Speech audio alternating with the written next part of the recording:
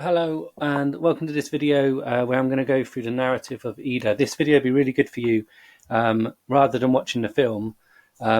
Just watching this video and gives you a bit of information about context and narrative and the kind of main key plot points of Pawlikowski's amazing film, Ida 2013. So I'm just going to do, I call them in my class like shot by shots, which are really easy to make and really help you know the film kind of intimately. And if there's a saying that the person who knows the film best is always the editor, by kind of doing a shot by shot, you are doing a bit of editing. So I really recommend doing this as a revision tool for yourself, but in this case, I've done it for you. So the first shot of Ida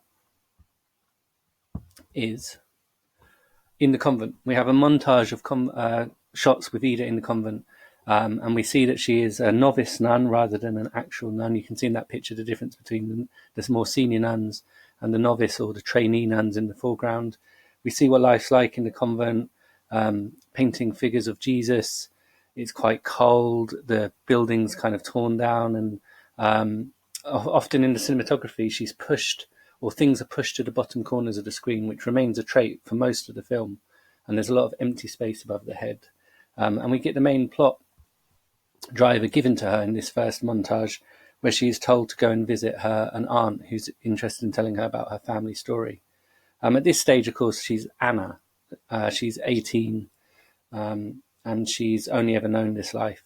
So she goes to see Vonda, who tells her the information that actually she's Jewish.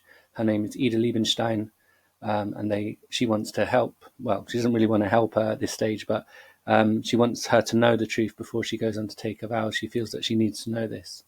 And what, of course, it becomes is kind of a quest movie or road movie to find out exactly what happened to the family.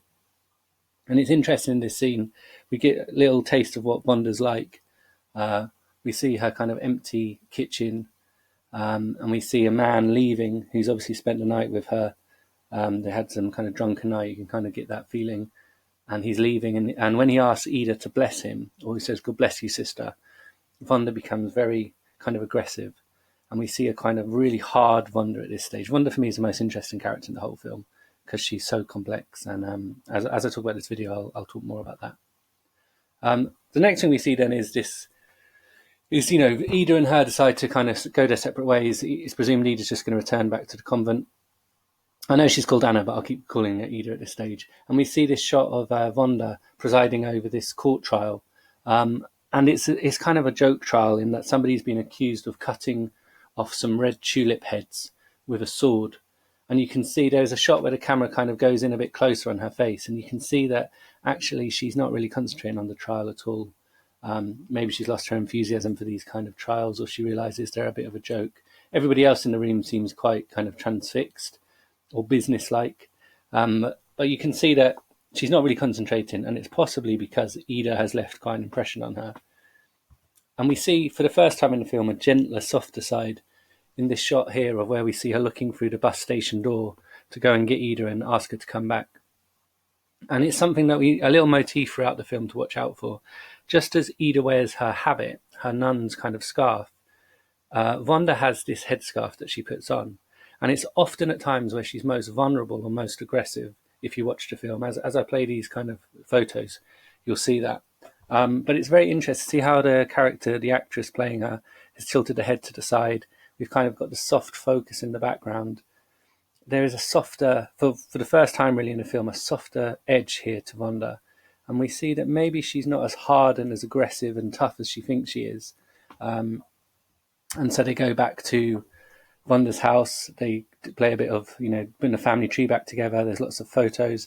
A real key moment in this shot is when Ida asks Vonda, I had a little brother. And Vonda's reaction is to get up. She downs her drink. She puts on some music. And she then becomes quite nasty again, a bit like what happened earlier in the scene directly above that shot, where the man asked to bless, for Ida to bless him. And I think, again, it's this idea of her vulnerability when she's most vulnerable is when she becomes most aggressive. There's a really lovely composed shot, this one. All of the shots are basically paintings in a way, aren't they? Because the camera doesn't move at this point. The only time we've seen it move so far is on the tram. And it wasn't actually moving. The tram was moving. The camera was standing still, or attached to the tram still. But can you see the duality of, we've got the drinks of the wine and the water, we have the two lampshades, the body language and the juxtaposition of the clothes, the painting above them, and even the window in the background becomes really important later, as I know for those of you that have seen the film will be fully aware. Okay, so then it becomes like a road movie, and we have this plot driver of going to look for the story of what happened to the Liebensteins during World War II. It's worth bearing in mind that if you haven't looked it up already or read about it, this film caused a lot of controversy in Poland because it's very closely matched to a real life story, real life incident that is very controversial in Poland called the Żewodny pogrom. And if you haven't read about that, do so, because it's very similar, sort of, fiction meets the truth and all that kind of stuff happening with this. But anyway, they go back to the Liebenstein's old house, and there's a family living there, and they're told that the dad isn't there at the moment, he'll come back later. And they go into this barn next door to the house where they see, let me just skip to that bit, that's the shot of the corner there.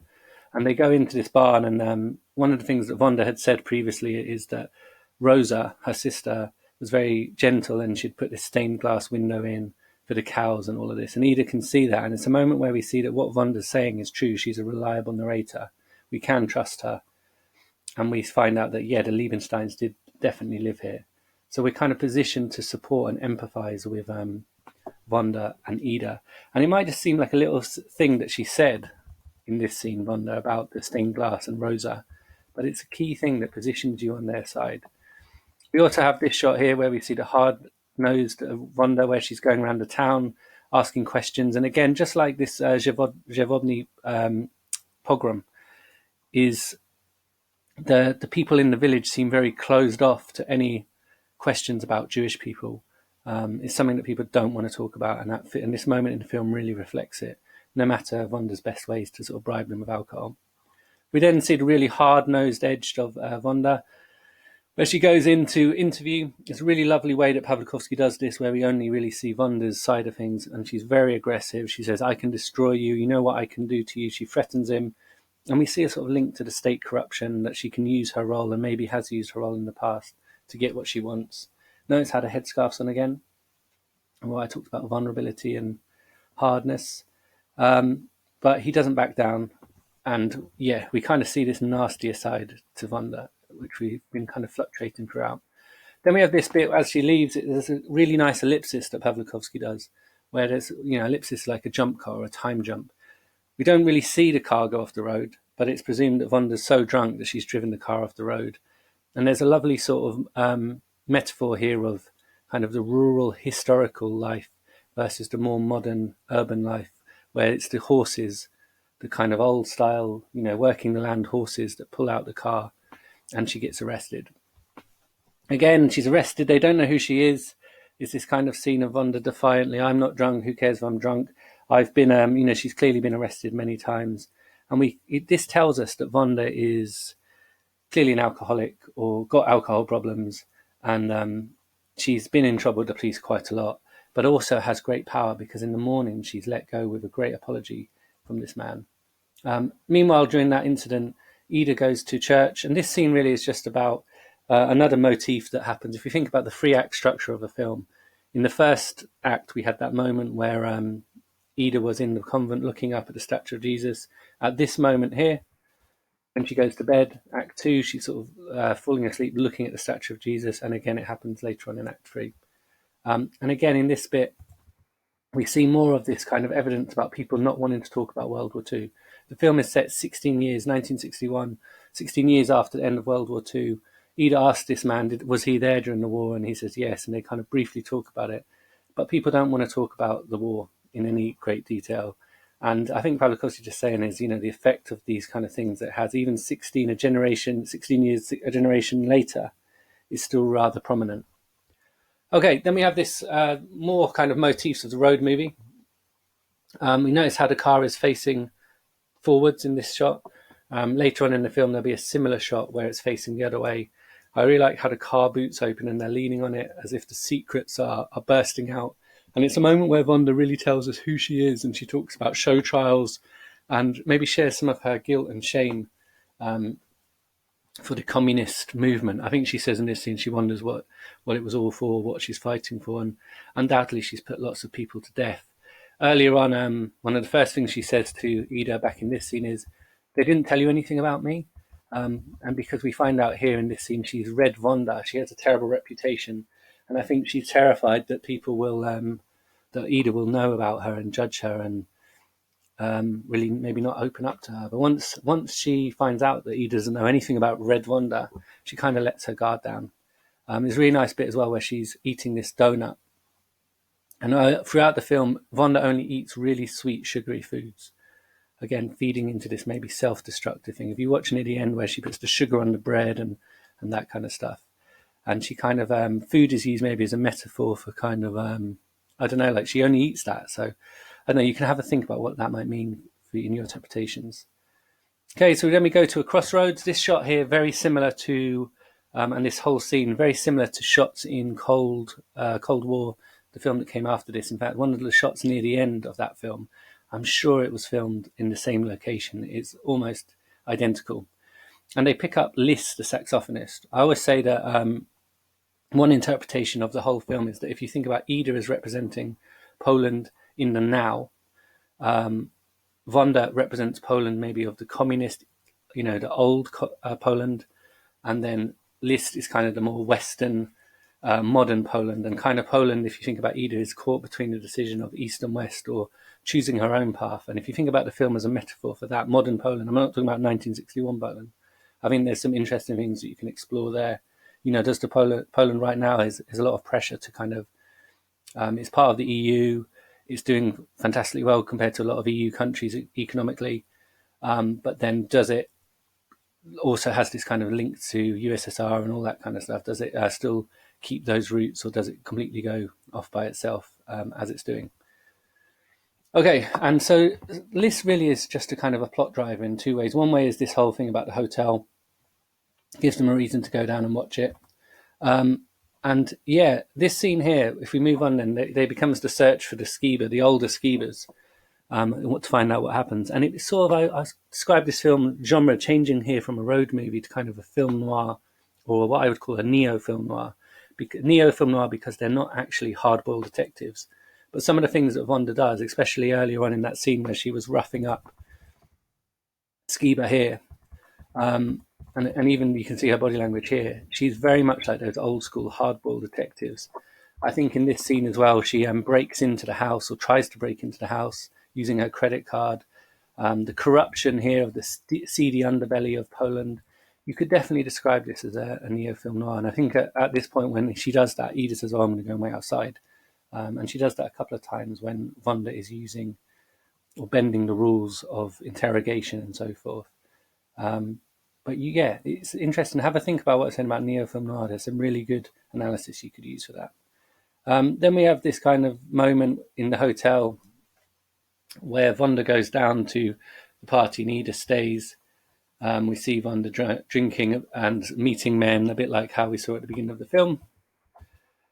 This moment here is one of the most important scenes in the film, when Vonda comes up absolutely drunk, and we have this kind of heart-to-heart between them. Again, aggressive heart-to-heart, where Vonda is kind of scorning her for reading the Bible, tries to grab the Bible off her, compares herself to Mary Magdalene, saying, "Your Jesus loved people like me." And you can see that compared to Ida, it's very difficult for Vonda because everything she does is full of sin, whereas Ida is just such a pure person that it's anybody trying to value themselves against Ida would lose because of how strong her faith is. It's a really interesting scene where it also is a turning point where Ida becomes the caregiver. If you think of Vonda always being the caregiver or looking out for Ida up until this point, it switches here. Then Ida goes down and we get the theme Neymar by John Coltrane. Really key moment. And again, the song it sort of becomes Ida and Liss's theme. And she seems captivated by this song. It's also contextually exploring the whole underground movement of jazz music. Even in communist times, jazz music in 1960s was emerging. Influences from the West are there. We kind of see it as closed off to the world, but I think Pavlikovsky's trying to show that it wasn't. and actually it was quite exciting time to be a young person. They have this heart to heart, this sort of connection. If you watch it, the timing of eye contact in this scene is unbelievably good. The next day they go back in, so that I got a bit earlier. They go back to the flat and they break in. They go to the hospital to find out the actual what happened. And being a good father, this man makes out that he did the killing. We later find out that wasn't true. He's trying to protect his son. Vonda is very, very upset in this scene. But the only question I think she asks is, how did you do it? Was it with an axe?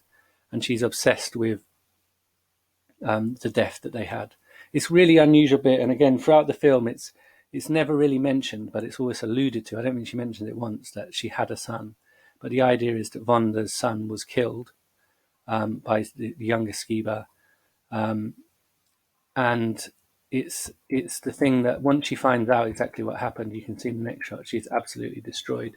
It links back to what I was saying earlier on, to go way back, in this moment here, where Ida asked, did I have a brother?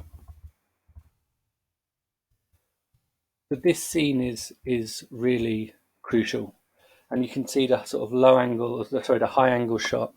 And you also watch how Ida takes control in this scene, and there's some really good analysis you could do there. Everybody in this film is good and bad. You know, Pawlikowski said about this film that that everybody can be many people in a day. He was fascinated by the lady Vonda Grues. His character Vonda Grues was based on a real person he knew, the wife of a professor at Oxford University where he studied, and he was fascinated that this nice old lady who gave him tea had also been a state prosecutor during the kind of purges of Poland in post World War II.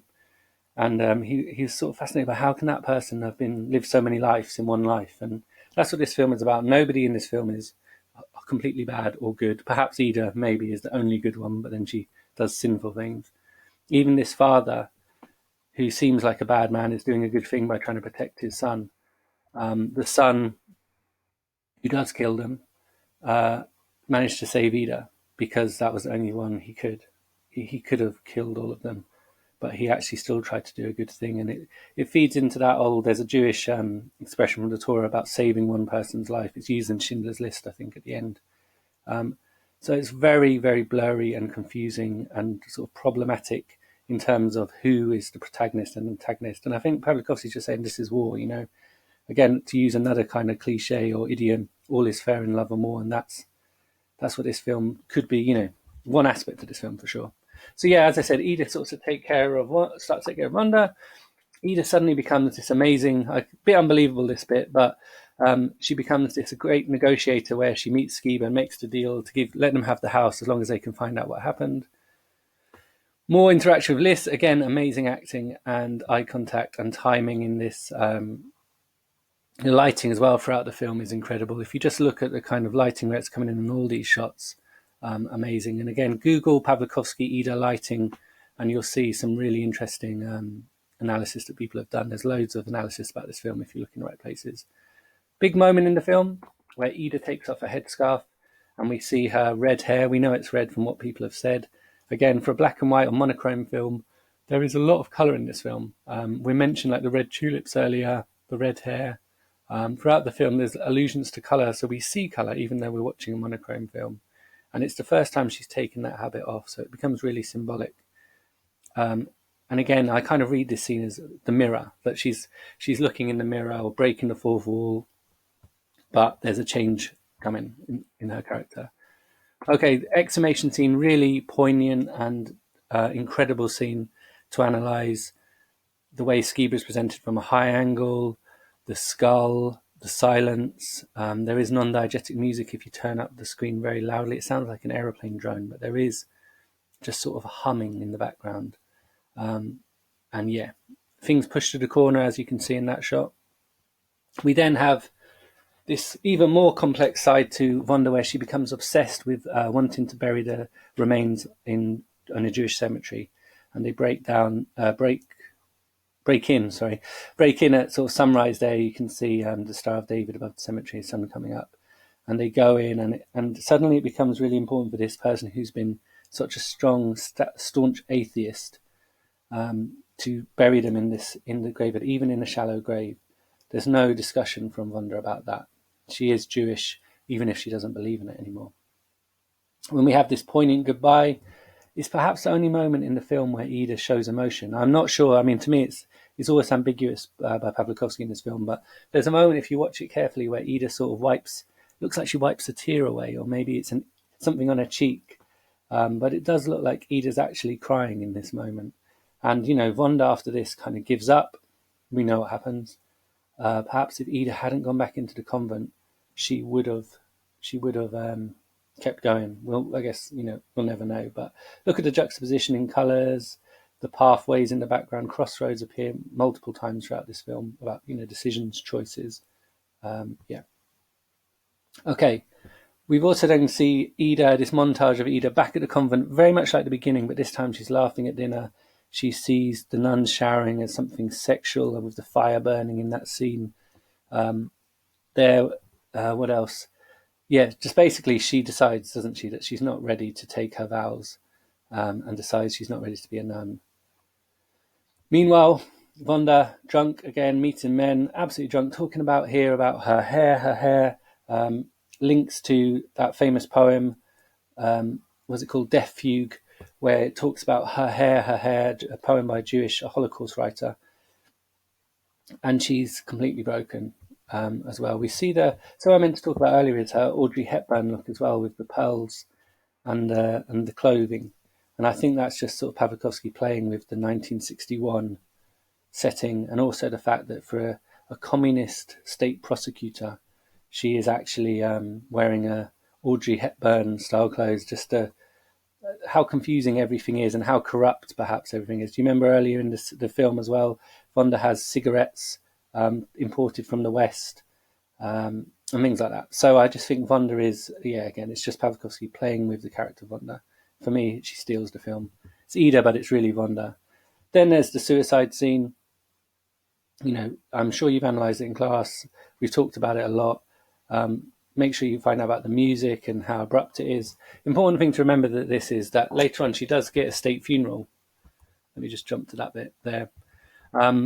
She does get a state funeral, so it would have been presumed not a suicide, but actually that she would have fallen. And maybe that's why she has the coat on, or, other reasons you could analyse that. There's a lot in that. And I really like the shot afterwards where you see the doorways open. And again, this idea of choices, decisions comes into it. There's this really abrupt jump cut, isn't there? Another ellipsis by Pawlikowski where Ida just appears. And notice the shot, for the first time in the film, we don't have rigid lines now. We have a soft edge. It's kind of a Dutch canted angle. The camera becomes much closer to Ida's face. We move in onto Ida, who goes through a bit of a change here. There's a lovely bit in this scene where she wraps herself up in the netting. It's on the front of the DVD for the UK version. And I kind of see it as a sort of chrysalis moment where she wraps herself into a chrysalis and re-emerges as a new person, and literally stepping into Wanda's shoes, wearing her clothes, vodka, cigarettes, all of that. Then we think, oh, it's going to become a love story. When I show this to students in class, they always go mad and start cheering because they think, oh, yes, it's going to be a love story. She's not wearing the habit. Ida and Liz are going to be together. You see them dance again. You see the curves of the club, the beatnik kind of context coming in there, the underground scene of jazz linking to what I was saying earlier. The losing the virginity scene, very sort of uncomfortable, unsettling to watch with how close we are to Ida and what is happening in that moment. And then the abrupt leave, the abrupt departure. And everybody always says, why does she leave? The students are often disappointed by that. And feminists have said, why does she have to put the habit back on? But for me, just going to quickly end with this reading, it's a brilliant ending, because in that scene, after she makes love to Liz, there again is a little ellipsis. So you don't know how far down their relationship is or how much time has passed between this and this. But there's a bit where they're laying in bed and Liz is saying, oh, we'll go to Gdansk and we'll travel around and I'll play my saxophone. And then Ida just keeps saying, and then, and he says, oh, we'll get married, and then we'll get a little dog and have kids, and then, and he can't really say anything to that. And I think this is the moment where Ida realizes that all of this stuff doesn't even come close to her love for God, her faith. And that's why she chooses to go back to the convent, that she has more love for that. Or maybe it's a comment on what you know from 0 to 18 is always going to be the thing that you're going to desire more. But I also think it's the idea from a feminist point of view. It's been criticised, that ending, for her going back. But I think actually all the things he was saying was just projecting his own dreams onto her. And how many women throughout history have basically done what the man has wanted? And, you know, it would have been a life constantly on the road. He probably would have ended up cheating on her, meeting different people after music gigs. She would have been staying at home with the kids on her own. It would have been pretty miserable. And I think, you know, Edith is smart enough to know that. It does seem quite cold the way she leaves. But I think I understand it. I completely understand it. I think it's a brilliant ending. And I love this last shot of her, you know, the first time we've seen someone not walking laterally, but actually walking straight towards us. It's handheld, you know, the camera comes off the tripod. She's free. All the cars are going in the other direction into the past, metaphorically. She's walking into the future. And there's a sense of kind of a almost smiling for the first, showing emotion for the first time in the film. I think it's a genius ending, and it's never, you know, it's still ambiguous. She might not be going back to the convent. She might just have the habit on to give her strength. But the rural roads and that imply that she could be maybe not going to the convent. You don't know. Maybe she is. Maybe she isn't. It's up for debate, isn't it? Anyway, I hope this helps, and yeah, hopefully you've enjoyed listening to my interpretations and.